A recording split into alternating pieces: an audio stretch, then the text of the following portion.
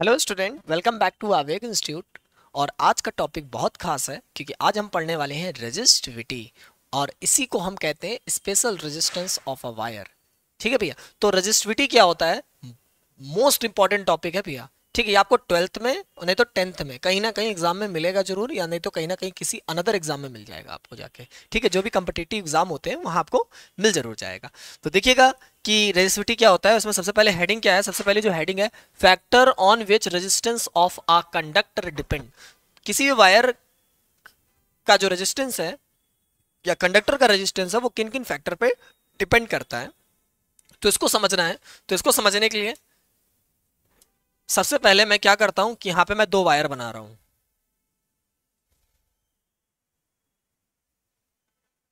एक हमारा वायर ये है और एक हमारा वायर ये है। दोनों वायर को समझिएगा। अब इस वायर की जो मैंने लेंथ ली है वो मैंने एल ली है, और इसकी भी लेंथ, और दोनों की लेंथ आपको क्या लग रही होगी, सेम लग रही होंगी। इसका क्रॉस सेक्शनल एरिया ए है और इसका क्रॉस सेक्शनल एरिया कितना है भैया, ए। ठीक, अभी तो कोई दिक्कत नहीं। लेकिन अगर मैं इसकी लेंथ को, बात समझिएगा, जैसे इसका रेजिस्टेंस आर है, उसका भी क्या रेजिस्टेंस आर है, तो अगर हम इसकी लेंथ को इंक्रीज कर दें, मतलब इंक्रीज क्या कर दें, हमने इसकी लेंथ थोड़ी सी ज्यादा ली है। हमने क्या ली, इसकी लेंथ थोड़ी सी ज्यादा ली है। जैसे हमारे पास ये वायर है, तो इस वायर के हम क्या कर रहे हैं, लेंथ को ज्यादा ले रहे हैं। हमने इसकी लेंथ ले ली कितनी भी है, एल डैश। कितनी ले ली, एल डैश। तो इसका रेजिस्टेंस भी चेंज हो जाएगा। क्यों चेंज हो जाएगा, देखिए, जैसे आपने दो वायर लिए, ठीक है, उनकी जो मोटाई है, क्रॉस सेक्शन एरिया है, सेम है। एक क्या है कि 1 किलोमीटर तक गया है, 1 किलोमीटर तक, और एक 5 किलोमीटर तक गया है, और सप्लाई यहीं से दी जा रही है। मैंने जैसे सप्लाई दी, सबसे पहले किसके घर का बल्ब जलेगा, जो पास में होगा, 1 किलोमीटर पहले जल जाएगा, और 5 किलोमीटर वाला देर में जलेगा, क्योंकि उस वायर का क्या ज्यादा हो गया, रेजिस्टेंस ज्यादा हो गया। तो करंट की वैल्यू क्या होगी, करंट देर में पहुंचेगी। बात समझ में आ रही भैया। तो लेंथ ऑफ वायर इंक्रीज हो जाने से उस वायर का रेजिस्टेंस बढ़ जाता है। तो resistance is directly proportional to the length of wire. Next, उसके बाद देखिएगा, जैसे हमारे पास एक वायर है और वायर की लेंथ हम सेम लेंगे। पहले वायर की हम लेंथ क्या कर रहे हैं, सेम ले रहे हैं, और लेकिन हम यहां पे एक चीज इंक्रीज करेंगे, वो होगा इसका क्रॉस सेक्शनल एरिया। इन दोनों वायर की जो लेंथ है वो सेम है, लेकिन जो क्रॉस सेक्शनल एरिया है वो नीचे वाले का क्या है भैया, ज्यादा है। ठीक, इसका क्रॉस सेक्शनल एरिया ए, इसका cross sectional area A dash, इसकी लेंथ एल और इसकी लेंथ एल डैश।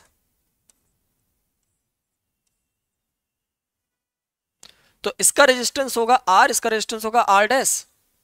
अब रेजिस्टेंस किसका ज्यादा होगा, तो रेजिस्टेंस ज्यादा होगा भैया ये पतले वाले का। रीजन मैं बता रहा हूं, क्योंकि जगह इसमें ज्यादा है, इलेक्ट्रॉन तेजी से फ्लो होंगे, इलेक्ट्रॉन तेजी से फ्लो होंगे तो करंट ज्यादा होगी।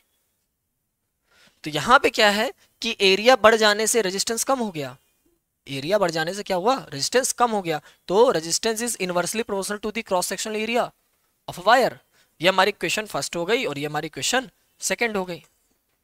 और जैसे ही हम दोनों इक्वेशन को मिलाते हैं, from equation first and second, then we get R directly proportional to L by A. और यहां पे हमें मिलेगा, प्रोपोर्शनलिटी हटाएंगे, rho L by A, rho L by A, rho L by A. ठीक है, R equal to rho L by A. Rho यहाँ पे कांस्टेंट होता है, और विच इज नोन एज, ये जो रो ही होता है हमारा, इसी को हम कहते हैं स्पेसिफिक रेजिस्टेंस, या कहते हैं resistivity. Resistivity of wire, resistivity of wire. ठीक, रेजिस्टिविटी ऑफ वायर। तो देखिए मैंने यहाँ पे क्या लिखा हुआ है, हमने यहाँ पे लिख रखा है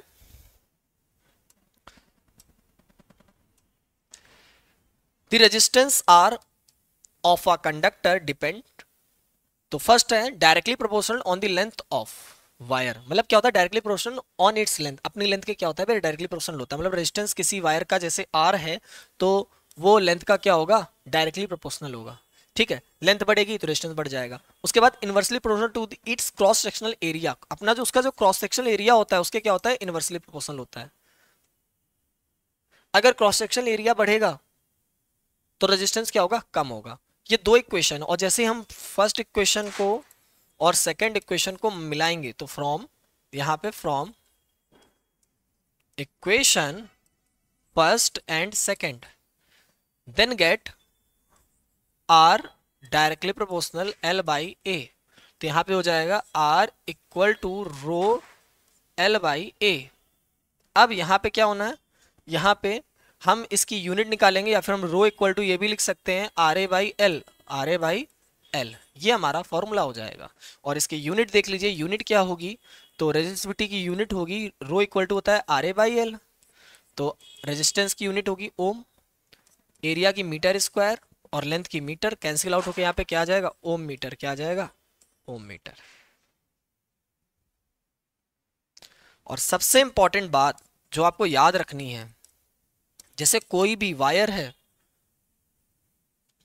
उसको हम काट दें, कट कर दें काफी सारे पार्ट में, उसको हम तोड़ दें, मोड़ दें, काला कर दें, गोरा कर दें, कुछ भी कर दें, उसकी जो रेजिस्टिविटी होगी नेवर चेंज, क्योंकि resistivity only depend on the material of a wire. वो मटेरियल की प्रॉपर्टी होती है, जब तक आप मटेरियल नहीं चेंज करेंगे तब तक रेजिस्टिविटी चेंज नहीं होगी। ये बहुत खास पॉइंट है, ठीक है। तो ये जो खास मैं हैशटैग बना रहा हूं, तो रेजिस्टिविटी क्या है, रेजिस्टिविटी जो होती है ना, रेजिस्टिविटी रो, रो क्या है, प्रॉपर्टी है, किसकी भी है,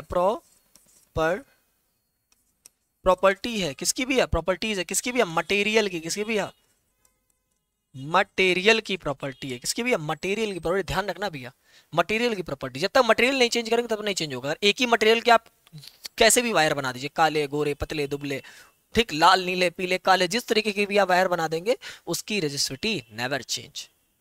रेजिस्टेंस चेंज हो जाएगा लेकिन रेजिस्टिविटी नहीं चेंज होगी, ठीक है भैया, क्योंकि वो मटेरियल की प्रॉपर्टी होती है। उसके बाद हम रेजिस्टिविटी की क्या करते हैं, देखिए हम रेजिस्टिविटी का क्या करने वाले हैं, रेजिस्टिविटी की डिफिनेशन बनाने वाले हैं। तो रो इक्वल टू होता है आर ए बाई एल। अब यहाँ पे cross sectional area 1 metre square कर दें और लेंथ क्या कर दें भैया 1, ठीक। अब मेरी बात समझना, तो रो किसके इक्वल हो जाएगा, आर के इक्वल हो जाएगा। अच्छा बात समझना, ठीक है, इसको मैं इरेज करता हूं।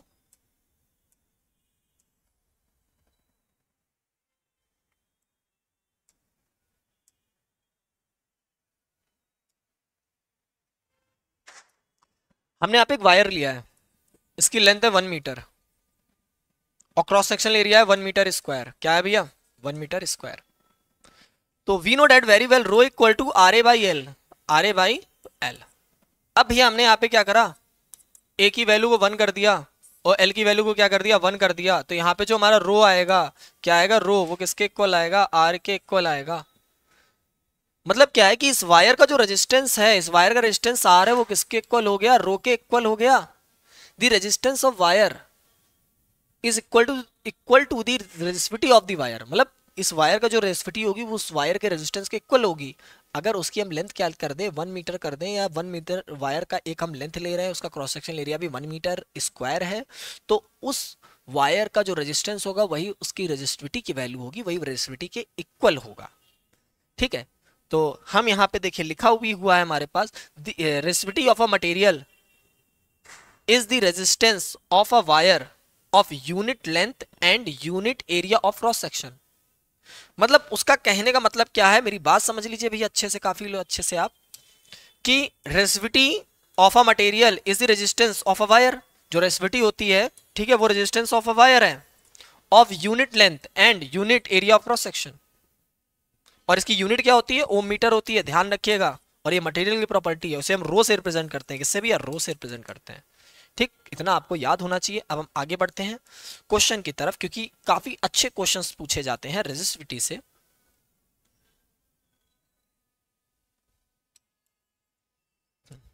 तो बात समझिएगा, a wire of given material having length L and area of cross sectional A has a resistance कितना है 4 ओम। हमारे पास एक वायर है, लेंथ उसकी L है, क्रॉस सेक्शनल एरिया A है, उसका रेजिस्टेंस कितना है 4 ओम है। तो गिवन डेट, सबसे पहले कुछ ना आए तो क्या लिखना है, गिवन डेट लिखना है। तो हमने गिवन डेट लिख दिया। गिवन डेट में क्या है भैया, आपको दिया है resistance of wire 4 ohm, length दी है कितनी L, ठीक है, L को L लिख दिया, और क्रॉस सेक्शनल एरिया A कितना है, A है, ठीक है। अब यहां पे हम लोग ये बात जानते हैं, वी नो डेट जो रेजिस्टिविटी ऑफ वायर है, रेजिस्टिविटी, तो रेजिस्टिविटी इक्वल टू होता है रो आर ए बाई एल। अब आर इक्वल टू हो जाएगा रो एल बाई ए, रो की जगह रो रख दिया, एल की जगह एल रख दिया और ए की जगह ए रख दिया, तो हमें यहां पे जो मिलना है वो मिलना है 4 रो एल बाई ए, हमें यहां मिलना है। ठीक है,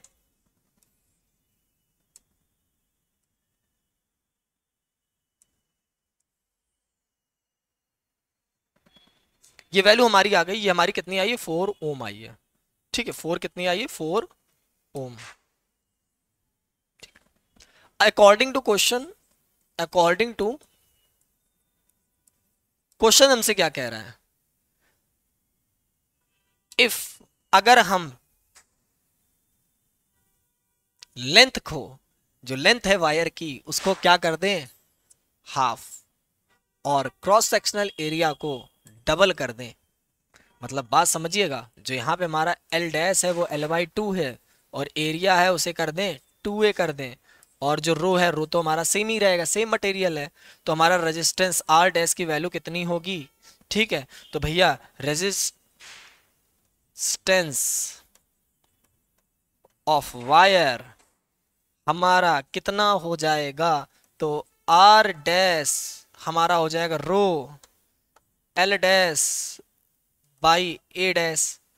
अब यहाँ पे रो की जगह रो, एल की जगह एल बाई 2, ए की जगह 2a। अब यहाँ पे क्या आना है, रो एल बाई ए, और यहाँ पे क्या हो जाएगा, यहाँ पे आ जाएगा मल्टीप्लाई 1/4। अब यहाँ पे जो वैल्यू आई रो एल बाई ए, तो rho L by A value कितनी है, 4 ओम, कितनी है भैया 4, तो यहाँ पे जैसे हम वैल्यू चपकाएंगे 4 और ये है 1/4, तो कैंसिल आउट होके हमारा कितना आना है, 1 ओम।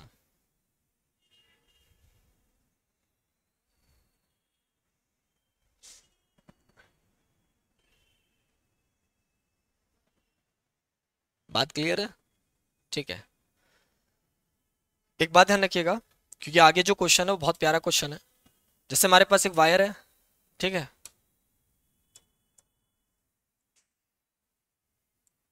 जैसे एक वायर है हमारे पास, ये वायर है, थोड़ा अच्छा सा बनाता हूँ, कलर अच्छा हो इसका, यही है, चलिए वाइट ही ले लेते हैं। अरे जैसे हमारे पास एक वायर है, ठीक है, इसकी जो लेंथ है एल है, क्रॉस सेक्शनल एरिया ए है और रेजिस्टेंस इसका आर है। आप इसका क्या कर दें, इसकी लेंथ क्या कर दें, हाफ कर दें, क्रॉस सेक्शनल एरिया पे छेड़छाड़ नहीं करनी है। तो लेंथ अगर आपने कर दी इसकी हाफ, क्या कर दी, हाफ, और क्रॉस सेक्शनल एरिया ए है, रेजिस्टेंस तो चेंज होगा ही होगा, तो आर डैश हो जाएगा r/2, रेजिस्टेंस क्या हो जाएगा, आधा हो जाएगा, हाफ हो जाता है।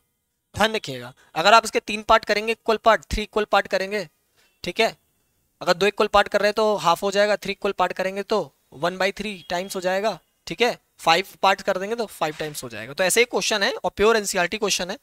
और देखिए क्वेश्चन हमसे क्या कहना चाह रहा है, a piece of wire of resistance R. ठीक है, हमारे पास एक वायर का पीस है, उसका रेजिस्टेंस कितना है, आर ओम है, cut into 5 equal part, these part are then connected in parallel, पहले उसके 5 इक्वल पार्ट करेगा, फिर उसको कनेक्ट कर दिया गया किसमें, पैरेलल कॉम्बिनेशन में। If the equivalent of this combination is R dash, और जो इक्विवेलेंट आ रहा है उसका आर डैश आ रहा है, वैल्यू फाइंड करनी है आर अपॉन आर डैश की। तो आर अपॉन आर डैश की मैं यहाँ पे वैल्यू फाइंड करनी है। तो पहले क्वेश्चन को समझते हैं काफी अच्छे से। तो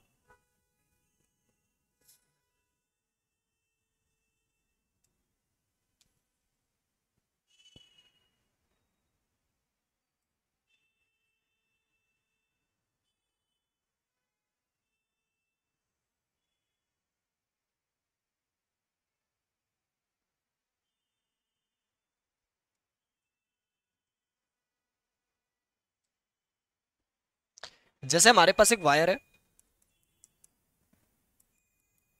हमने एग्जांपल में वायर लिया है, ठीक है, वायर का रेजिस्टेंस आर है, लेंथ एल है, क्रॉस सेक्शनल एरिया ए है। और रेजिस्टिविटी इसकी रो रहेगी।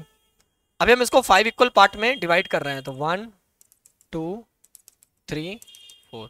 जब हम इसको 5 इक्वल पार्ट में डिवाइड करेंगे ना, देखिए यहाँ पे क्या होना, जब इसको 5 इक्वल पार्ट में हमने इसको डिवाइड कर दिया, तो अब यहाँ पे क्या हुआ कि हो जाएगा L/5 L/5 L/5 L/5 L/5।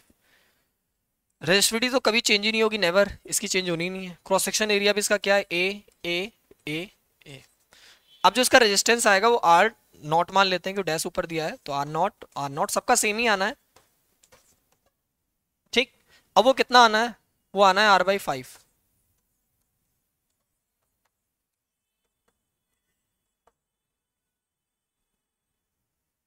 ठीक है, नामन मान रहा हो तो निकाल के देख लीजिएगा, ठीक है, मैं निकाल के आपको यहाँ पे दिखा दे रहा हूँ, ठीक है। जैसे कि पहले वाले का जो पहला वाला केस, फर्स्ट वाला जो केस है ना, फर्स्ट वाले केस में क्या होगा, R equal to row L/A, ठीक है। और सेकंड वाले केस में क्या होना है, सेकंड ये जो जितने केस हैं ये वाले, ठीक है, ये वाले जो केस हो रहे हैं ऊपर, ठीक है, तो ये वाले केस में क्या होना है कि R डैश हो जाएगा, R डैश कितना, रो L dash by A, cross sectional area तो वही है। अब रो की जगह रो, L की जगह L/5 और यहाँ पे A। अब यहाँ पे देखिए ये सब मिलके ये सब मिलके ये कितनी है, ये वैल्यू हमारी R है, तो ये कितना हो जाएगा, R/5 हो जाएगा इजिली, ठीक है भैया। अब फिर हम इनको किस में कंबाइन करते हैं, फिर हम इनको कंबाइन कर रहे हैं पैरेलल कॉम्बिनेशन में। तो पैरेलल कॉम्बिनेशन में भैया, पैरेलल कॉम्बिनेशन में हम कंबाइन करेंगे तो आपको पता है इनका जो R डैश आना है, R dash equal to 1/R1 plus 1/R2 plus 1/R3 plus 1/R4 plus 1/R5। अब R1 की वैल्यू हमारी जो है ये हमारी कितनी, R0 कितना है, R/5, तो हो जाएगा 5/R। ये कितना 5/R, ये भी हमारा 5/R, ये भी हमारा 5/R, ये हमारा 5/R। तो यहाँ पे एलसीएम कितना हो जाएगा, हमारा हो जाएगा R, और 5 5 5 ये आ जाएगा हमारा 25। तो ये हमारा आ जाएगा 1/R डैश। तो 1R डैश बराबर, गैस को ऐसे ही रहने देते हैं, ठीक है।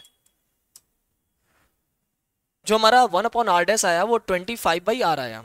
अब हमें वैल्यू किसकी फाइंड करनी है, तो वैल्यू में फाइंड करनी है किसकी, R/R डैश की वैल्यू फाइंड करनी है। R की वैल्यू आ रही है और R डैश की भैया क्या है, R डैश की वैल्यू कितनी, R डैश को हम ये लिख सकते हैं ना, 1R इंटू